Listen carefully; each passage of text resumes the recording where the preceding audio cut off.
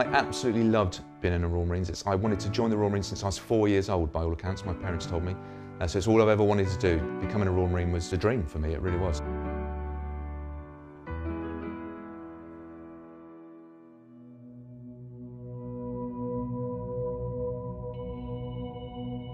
I don't think you realise how big a part of your life it is. It's not a job, it's a vocation, it's a way of life.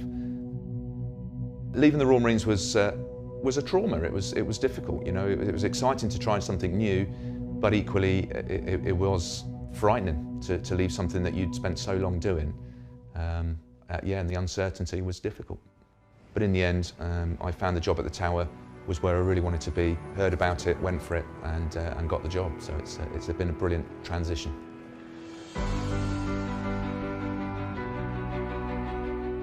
Next to it and right behind you is the world famous or infamous Bloody Tower. Becoming a Beefeater to me was about doing something iconic. It quite excited me to be part of something so unique, I suppose. There are only 32 of us now. There's a collective sense of pride in the uniform we wear. We wear the Queen's uniform. We are quite a unique and ancient body of men and women. We were formed in 1485.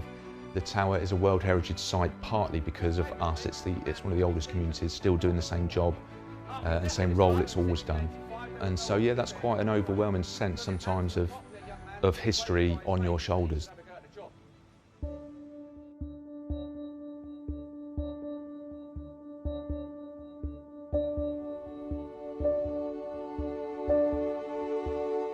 You'd have often heard of the phrase cheerfulness in the face of adversity, which is something that we do live by in the Royal Marines, you know, and I've seen people laughing in the most ridiculous positions that you just shouldn't be laughing in. And so I think that's ingrained in all of us. And again, I'm not going to say that I don't wake up sometimes feeling a little bit sorry for myself, but there's no point because it isn't going to change it. I've got MS, that's not going anywhere. My choice to climb Mont Blanc when I was first diagnosed, or quite close to when I was first diagnosed, was very much a sod you MS. I'm not going to let you dictate what I can do and can't do. And for selfish reasons as well, it may have been the last mountain I climbed, so I wanted to make it a good one. I think the way I feel about MS changes. It sometimes can be quite scary. Particularly the one I've got, which is called secondary progressive MS, which means that I'm on a slide and I'm not getting off that slide. My right hand is very difficult. Things like writing, doing buttons and shoelaces up, even putting my socks on is very difficult because there isn't much use in this hand. It's frustrating.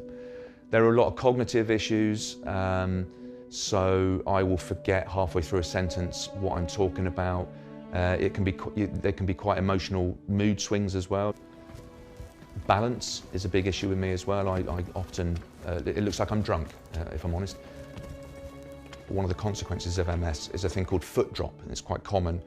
Because the signal is not getting to my lower leg from my brain, my foot doesn't therefore know to lift itself up. A functioning electronic stimulator is something that is like a TENS machine, I guess, on steroids. It attaches to your leg by 2 pads, and there's lots of wires that run up and down your leg, but it's quite cumbersome. So it's very effective, but very cumbersome. The specialist physio mentioned this new FES, this electronic cuff, but you know, we don't do it on the NHS. It's a very expensive cuff, but we feel we should tell you about it. And so I went and thought about it, and I think I phoned Jonathan up and asked, would there be a possibility that you know, maybe the Royal Marines charity could fund that?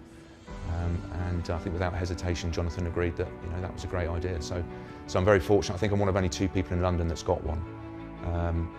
And it's transformed my day-to-day living. I can take it on and off in seconds. Yeah, and it's really changed everything for me.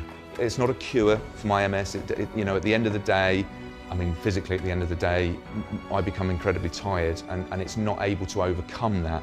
But it absolutely keeps me working. As I say, without this thing on my leg, there's no way I'd be able to walk 200 metres without it. There's absolutely no way. In fact, I struggle to walk around the house sometimes. So this absolutely keeps me at work, it keeps me employed, and again that benefits my mental health, so it really is a big deal to have this. I think asking for help for all of us is a difficult thing to do. Asking for help is an extension of our previous lives in the Marines. You know, we work in a section, we work in a troop, we work together. And I think the Royal Marines Charity is a member of your section, is a member of your troop, you know, and they are there to help you, you know, and you're there to help them, I guess, in many ways, by supporting the charity, fundraising for the charity. So I think it's a two-way street. You know, the Royal Marines Charity gets something, and then we all get something in return if we need it.